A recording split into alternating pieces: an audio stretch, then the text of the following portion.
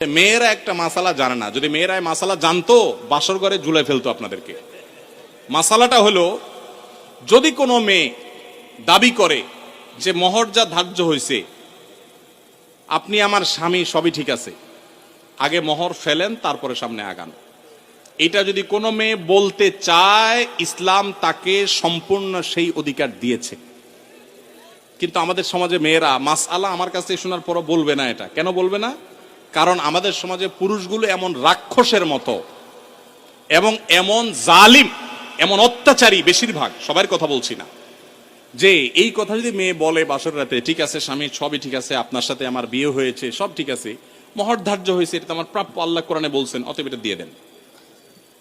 ছেলে বাসর থেকে পালায় দৌড় দিবে, বলবে এই মেয়ে বাসর রাতে এখনই অবস্থা করতেছে, আল্লাহ জানে আমারে কোথায় ঝুলায়। ঠিক না বে ঠিক? অথচ এটা ঠিক না। সব কথা